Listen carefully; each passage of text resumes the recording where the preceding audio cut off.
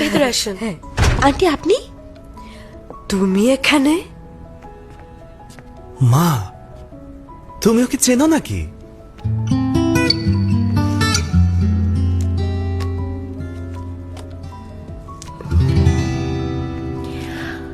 এখনো রাগ করে আছিস? আচ্ছা হয়েছে তো। এই সারা, দেখ তুই আমার শাশুড়িকে হসপিটালে সেদিন হেল্প করেছিস, কি কাকতালীয় ব্যাপার। ঠিক যেমন কলিনকে ছোটবেলায় আমি রাস্তা থেকে কুড়িয়ে বাসায় নিয়ে এসেছিলাম, তাই না বল? কি বলছিস এইসব?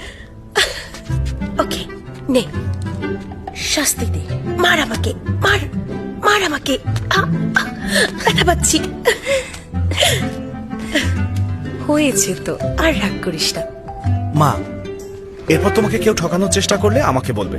এখানে লজ্জার কিছু নেই, তুমি আমার কাছে লুকিয়েছো কেন? কিন্তু আমাকে তো ঠকাতে পারেনি। তাছাড়াও আমি ওখানে না গেলে সারার সাথে আমার দেখাও হতো না।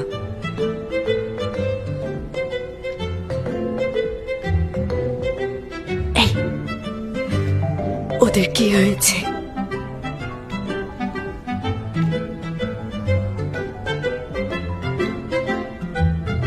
সো কলিনের মা হচ্ছে জেমসের দাদি, তাই তো? হ্যাঁ, সেজন্যই তো কলিন জেমসকে ভাতিজা বলে। তাহলে তো খুবই দারুণ ব্যাপার। আমি ভেবেছিলাম দূর সম্পর্কের রিলেটিভ। উইয়ার, তাই না? শোন, আমি তোকে সহজ করে দিচ্ছি। আমার শাশুড়ির মাত্র 19 বছর বয়সে জেমসের বাবার জন্ম হয়। তারও 19 বছর পরে আমার শাশুড়ি কলিনকে জন্ম দেয়। এইভাবে জেমসের বাবা আর কলিন দুই ভাই। আরো ঘটনা আছে, জেমসের বাবাও খুব অল্প বয়সে বিয়ে করে। যেদিন আমার শাশুড়ি কলিনকে জন্ম দেয় সেদিন জেমসের মা জেমসকে জন্ম দেয়। ওনাদের ডেলিভারি ডেট সেম ছিল। ছেলের বউ আর শাশুড়ি দুজন একসাথে হসপিটালে ভর্তি। হসপিটালেও এসব নিয়ে অনেক কথা হয়েছে।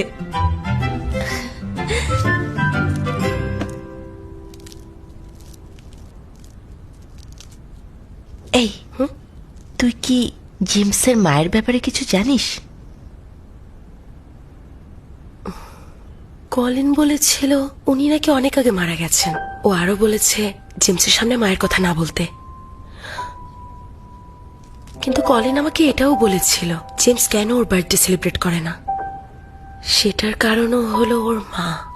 কিন্তু পরে এই ব্যাপারে আর কোনো ডিটেলস বলেনি। পরে আমি চিন্তা করলাম ওকে আর কিছু জিজ্ঞেস করাটা আমার আসলে মোটেও উচিত হবে না, কারণ কলিন চায় না ব্যাপারটা সবার সামনে আসুক।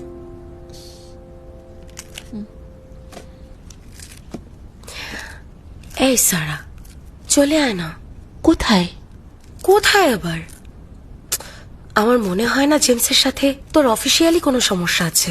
আর দেখ, তুই যাবার সাথে সাথে ডিরেক্টরের দায়িত্ব আমার ঘাড়ে এসে পড়েছে। জেমসকে ডিল করা খুব কঠিন, আমি সত্যি পারছি না। তাছাড়া প্রোগ্রাম টিমে থাকলেও জেমসের সাথে তোর মাঝে মধ্যেই দেখা হবে। তার চেয়ে ভালো তুই আবার অফিসে ব্যাক কর।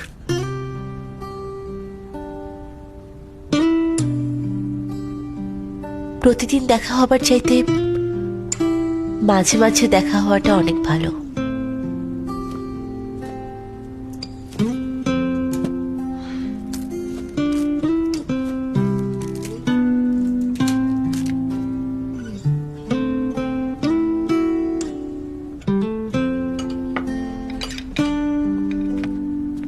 এই যে খেয়ে নাও। সাথে আর কিছু দেব? খেতে চাইলে আমাকে বলো, মনে চেপে রেখো না। এই মাংসগুলো অনেক মজা, এগুলো কিন্তু অনেকেই খেতে চায়। এগুলো যদি তুমি এখন না খাও অন্য কেউ কিন্তু খেয়ে ফেলবে। Colin, Colin, first aid box কোথায়? সারা হাত কেটে ফেলেছে, অনেকখানি কেটেছে, কি করবো এখন? ও ও, তুমি ঠিক আছো? হ্যাঁ, কি হয়েছে?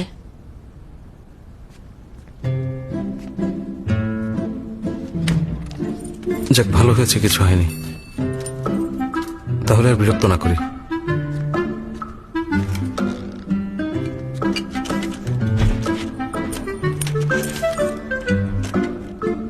এই, দরজাটা লক হয়ে আছে কেন?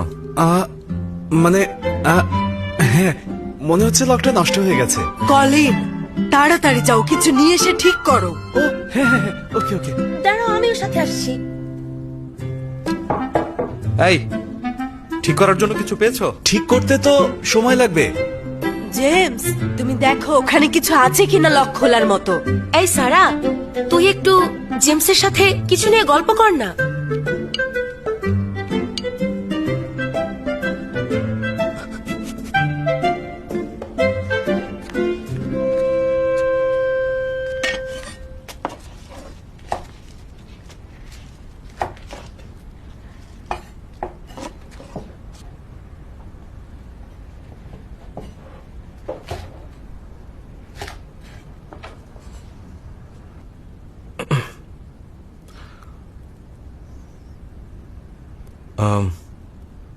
এলিনার মেজাজ ইদানিং অনেক গরম থাকে। ওর মেজাজ সারা জীবন এমনই ছিল। হ্যাঁ, আমাকে নিয়ে কথা বলছে কেন? সেটা আমি কি জানি। তোমার পজিশনে আসার পর থেকে ও অনেকের সঙ্গেই ঝগড়া করেছে। তাছাড়া মার্কেটিং ডিরেক্টরের সঙ্গে খারাপ ব্যবহার করেছে। আমার মুখের উপরেও কয়েকবার কাগজ ছুড়ে দিয়েছে। কি? ওকে আমি সবসময় রেসপেক্ট করেছি। যখন কেউ ছিল না তখন রাগ দেখিয়েছি, কখনো অন্যদের সামনে ওকে ছোট করিনি। আর তাছাড়া অফিসে আমি কাউকে বলিনি যে আমি ওর আন্টি হই। আমার অবস্থা তো আরো বেশি খারাপ। বউ আর ভাতিজার মাঝখানে পড়েছি। তারপরেও তোমাকে বলছি, জেমস হলো তোমার বস, ওকে একটু সহ্য করে নাও। আর ওদিকে জেমসকে বলছি, তুমি আর রাগ করো না। তুমি একজন ছেলে, তোমার আরো সহ্য করা উচিত। জানোই তো এলেনার মাথা একটু গরম। এই, কার মাথা গরম বললে? আমার আমার আমি বলতে চাইছি যে প্রোগ্রাম টিমে সমস্যা হলে চলে আসতে পারো।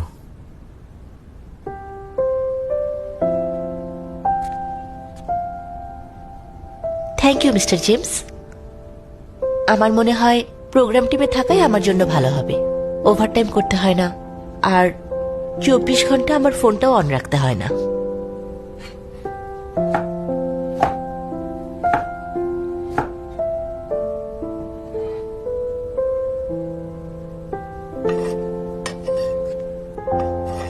তোমাকে হেল্প করবো? নেক্সট এপিসোডে কি শুট হবে সেটা আমাকে শিখিয়ে দাও। এখনো তো থিম রেডি হয়নি, কি শেখাবো? একটা কিছু শেখালেই হবে। যখন থিম রেডি হবে সেই থিমে অ্যাপ্লাই করব।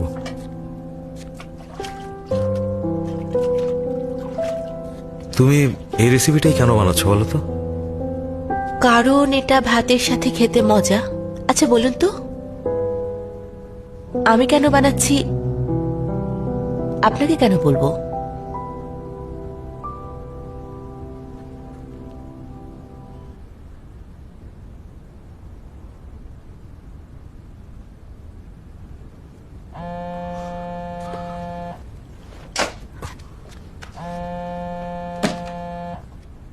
হ্যালো মিস্টার জন, কি খবর? কি কন্ট্রাক্ট নিয়ে প্রবলেম হচ্ছে? একটা টার্ম ক্লিয়ার না। কোনটা কোনটা বলুন তো? ওকে, এটা কি আর্জেন্ট? আগে অ্যালেক্সের সাথে কথা বলুন, আমি ওকে সব বুঝিয়ে দিচ্ছি, আপনি চিন্তা করবেন না।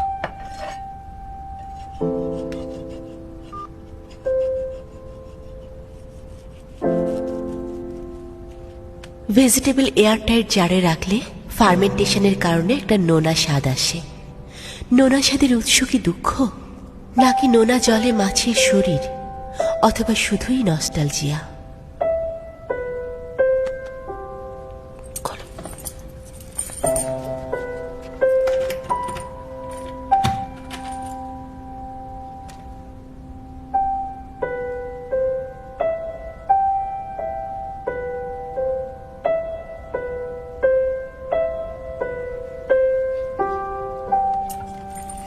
কি হচ্ছে?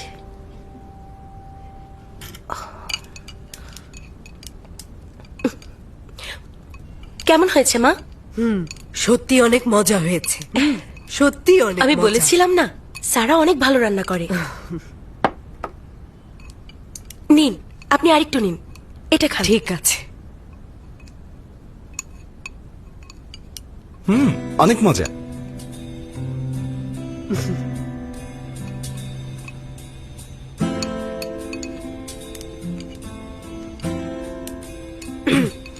আরো বেশি করে নাও তোমরা, বেশি করে। এই নাও নাও নাও নাও মা নাও।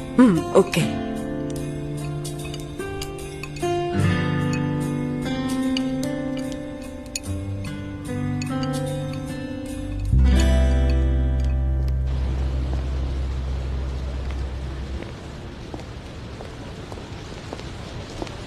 সারা, চলো পৌঁছে দিই।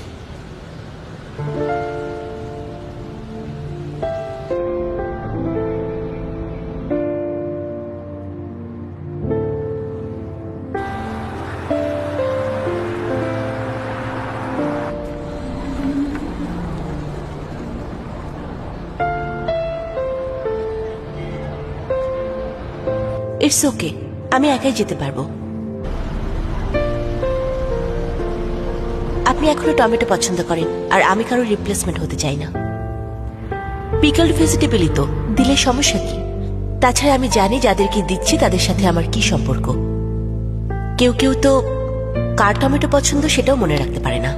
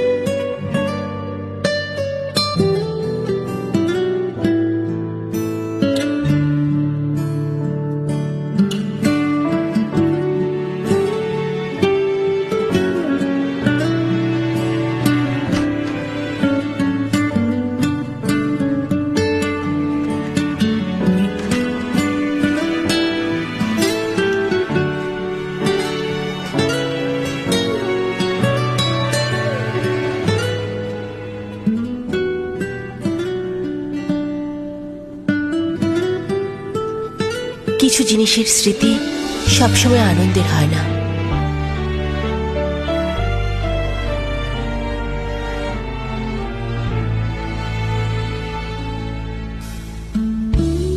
যদি সেই স্মৃতি আমাদেরকে শুধু কষ্টই দেয়, তাহলে সেসব জিনিস না রাখাই ভালো।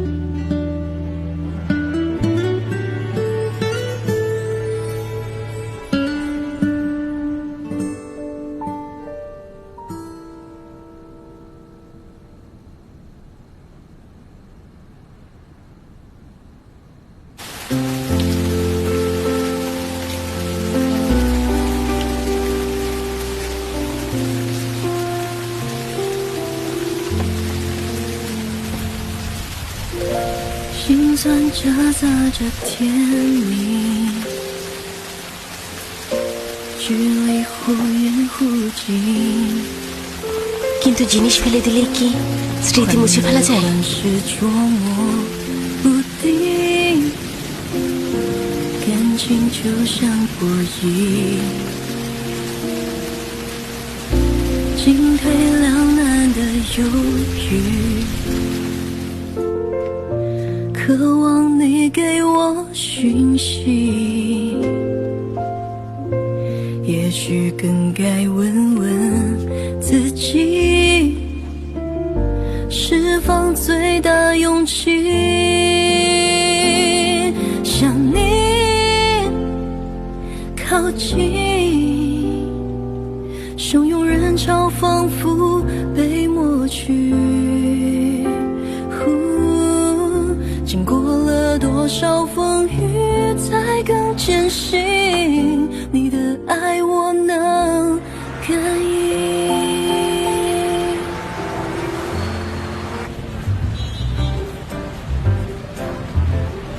জিম ভাইয়া এসেছে, জিম ভাইয়া এসেছে। আরে সাবধানে জিম সাবধানে। ভাইয়া, আমি আগে যাব।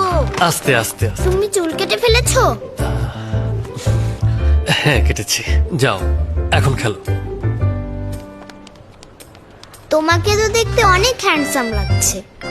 আচ্ছা জিম ভাইয়া, বলো তো তুমি কি ছবি আঁকতে পারো? হ্যাঁ। তাহলে আমার ছবি আঁকো তো। ঠিক আছে, দাও এটা আমাকে দাও। তুমি ওদের সাথে গিয়ে খেলতে থাকো, আমি এখনই আঁকছি। ওকে।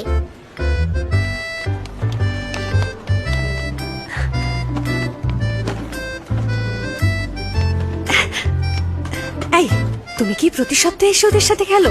হ্যাঁ।